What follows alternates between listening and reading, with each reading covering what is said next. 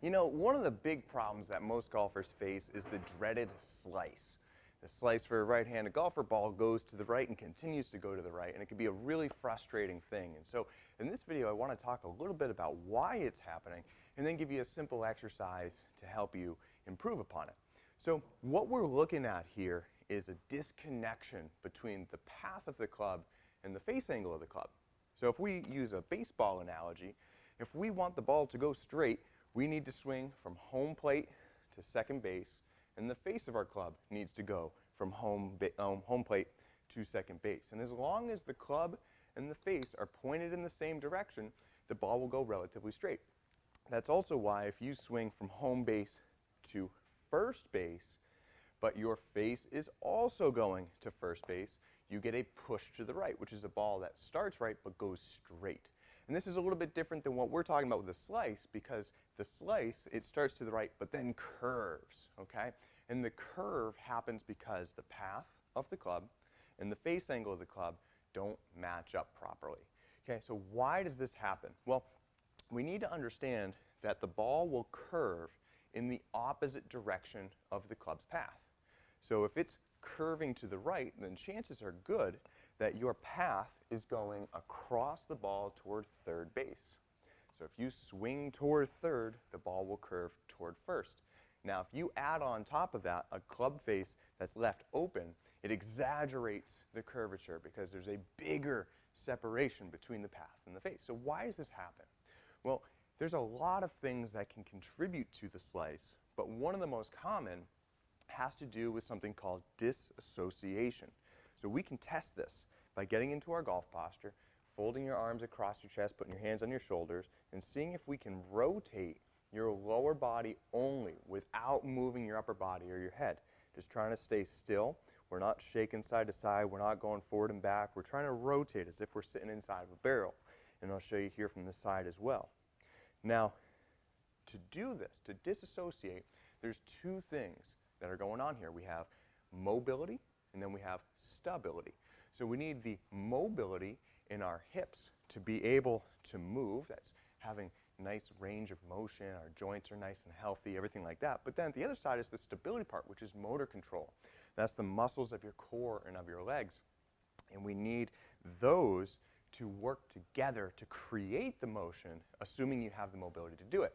So let's assume that you do have some range of motion throughout your hips, but we want to create the strength to get to the top of the swing, and rather than both your upper and lower body moving together, which is usually what causes the club to come over the top and for you to swing to third base in the first place, we want to be able to get to the top of the swing and have the lower body begin to turn without affecting the upper body, creating a nice stretch so you can bring the club down on plane and deliver it into the ball from home plate to second base. So what we're going to do is a simple stork twist progression, and we're going to grab two golf clubs here.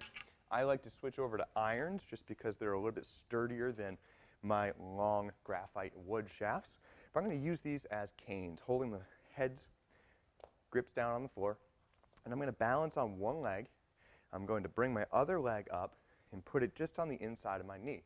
Now, keeping my chest forward, keeping my feet square, I'm going to slowly rotate just my hip, keeping my foot nice and flat on the floor. I don't want the whole body to move. Your chest does not go along for the ride. It's just simply right here. Foot stays flat, chest stays still, and we're rotating back and forth. Now, at first, we're going to use these clubs as crutches to help develop this movement pattern. And I don't care at first how big or how much range of motion you have. I simply want good quality of movement. So if this is all you have, that's great. But we're going to spend a little bit of time here just warming this up. And then eventually, we're going to take one of these clubs out of the equation. So now we have one club, and this makes it much more difficult. Now the good news is we grooved that motor control, we grooved that pattern. We're just removing some stability from the clubs and forcing your body to work a little bit harder. So now, both hands on one club, or you can just go one and hand out for balance, does not matter, but we do this same motion. Can we create the same rotation that we did with a more stable environment? And then ultimately, we're going to take the club out of the equation and work with nothing. So now you're relying on your balance, your coordination, the strength of your feet, the range of motion through your hips, the stability of your core to do all of that work. So we're going to spend about 30 seconds in each of these. So we have 30 seconds with 2 clubs, 30 seconds with 1 club, 30 seconds with no clubs, and then we switch sides. So it's about a 3-minute total exercise. But by the time we're done, what we're going to notice is we're going to have more activation in these powerful muscles that help us swing. The legs, the core, everything around the hips and the glutes. And so now what we can start to feel is on our way down, the lower body can start its swing and then get this club down on plane so that we get a straighter shot. And the way that we retest this is the same way we tested in the beginning. We get into our golf posture, arms across the chest. Do we see improvement here?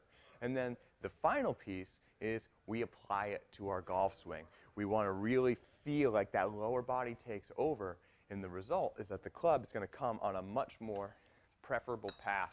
And if we can get that club path going from out here to third base, and if we can change that from home plate to second base, we should get a straighter shot. Now, it doesn't guarantee super straight, but it guarantees straighter than that. And that's, at the end of the day, what we want, is just a predictable ball that we can go out and play.